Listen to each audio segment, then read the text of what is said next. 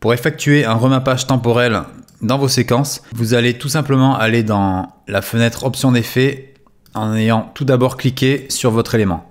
Donc le remappage temporel, comment ça marche? C'est tout simplement des modifications de vitesse, c'est-à-dire que vous allez passer d'un ralenti à un accéléré, puis encore à un ralenti, etc.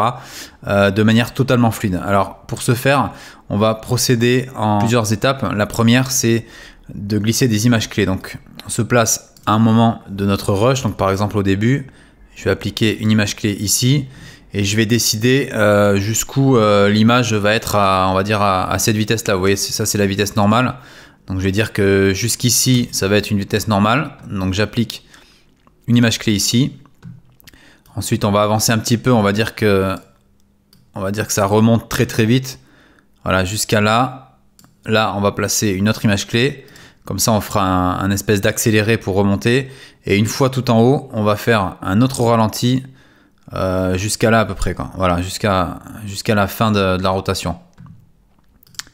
Voilà, et ensuite je peux avancer d'une image dans ma séquence avec la flèche droite, et je peux couper mon rush ici parce que le reste ne nous intéresse plus.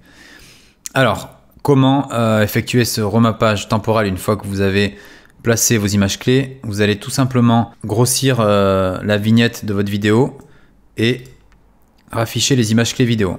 Voilà, donc là vous avez pour l'instant la possibilité d'éditer des images clés sur cette barre horizontale. Alors il faut la modifier parce que vous voyez, si je la bouge, ça modifie seulement l'opacité. Donc vous pouvez faire en sorte que ça modifie la vitesse en faisant clic droit, en allant dans afficher les images clés des éléments, et là vous sélectionnez modification de vitesse, vitesse. Voilà, ça veut dire qu'en gros, quand vous allez déplacer cette barre horizontale maintenant, ça ne va pas modifier l'opacité mais la vitesse de votre élément. Donc pour le début, on avait dit qu'on laissait en vitesse normale. Puis pour tout cet extrait, vous voyez celui-là là, qui est entre les deux barres, on va le passer en accéléré. Donc vous allez tout simplement cliquer ici, vous allez monter la vitesse, donc on va vraiment l'augmenter d'une manière remarquable. Donc on va mettre à peu près à voilà, 464%, ça m'a l'air pas mal. Voilà, on va même encore augmenter pour vraiment avoir vous savez, l'effet de transition entre la vitesse normale et l'accéléré. Donc là ça m'a l'air pas mal du tout. On va encore accélérer un petit peu. Voilà, et ensuite vous voyez ça repasse en vitesse réelle. Donc là le rush, on fait in and out, donc avec les deux points, et on y va, on lance une boucle pour visualiser l'effet en boucle. Vous voyez, ça crée un effet d'accéléré ralenti parfaitement fluide. Vous voyez, quand ça passe de là à là, c'est parfaitement fluide. Et là, vous avez vraiment un superbe effet qui est beaucoup utilisé dans les productions, notamment de clips ou de vidéos de sport. Donc c'est vraiment un effet que je vous recommande. Alors sachez que vous pouvez également effectuer un arrêt sur image. Imaginons qu'à partir de là, vous souhaitez que votre image soit arrêtée. On va se placer là. Vous allez venir faire tout simplement un clic droit au niveau de votre élément.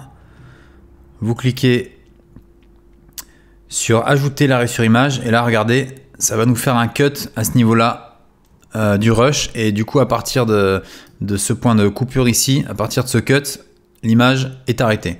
Donc, vous voyez, on a ça, et là on a l'image qui est figée.